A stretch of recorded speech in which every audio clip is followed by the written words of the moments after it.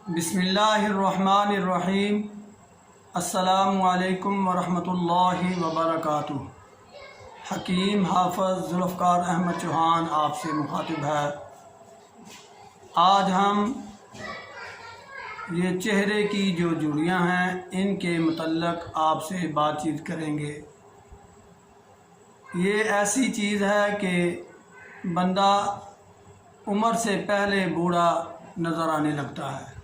बाज़ मैंने नौजवानों को भी देखा है कि उनके चेहरे पर ये झुर्रियाँ पड़ी हुई हैं और वो अपनी उम्र से काफ़ी बड़े नज़र आते हैं। इसकी वजह क्या है और इसका हल क्या है वो आज हम आपसे गुजारिश करेंगे। तो सबसे पहले मैं आपको ये बता दूं कि जो लोग खाने पीने में बेतरतीबी रखते हैं, बग़ैर भूख के खाना शुरू कर देते हैं और किसी भी ग़िज़ा का इस्तेमाल बग़ैर सोचे समझे कर देते हैं, खट्टी के साथ मीठी और मीठी के साथ नमकीन, ये ऐसी चीज़ें हैं कि हम बेअख्तियाती में बहुत ज़्यादा अपना नुकसान कर बैठते हैं। इसका नुकसान ये होता है कि हमारी जिल्द के काफ़ी जो सेल हैं वो डेड होते जाते हैं, जिसकी वजह से चेहरे पर झुर्रियाँ पड़ना शुरू हो जाती हैं।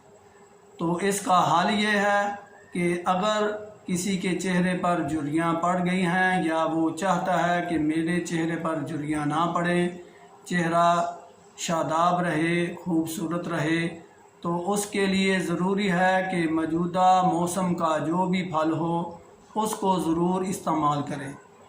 अगर गर्मियों का मौसम है तो बेहतरीन फल आम, खुबानी, खजूर, अंगूर और गर्मा, केला, अमरूद, ये बेहतरीन फल हैं ऐसे मसले के हल के लिए।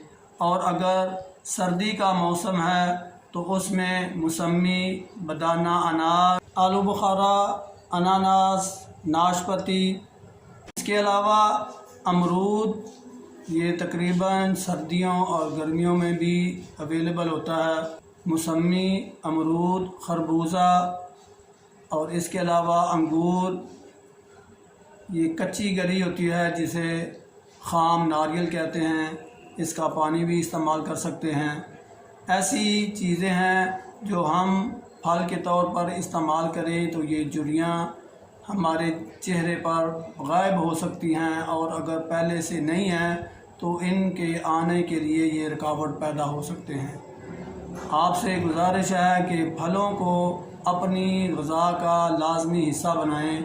इंशाअल्लाह मेरे अल्लाह के फ़ज़ल से ये मसाइल बिल्कुल इनका सामना नहीं होगा। अल्लाह रब्बुल इज़्ज़त आपको और मुझे सेहत से नवाज़े। वमा अलैना इल्लल बलाग। अस्सलामु अलैकुम वरहमतुल्लाहि वबरकातुहू।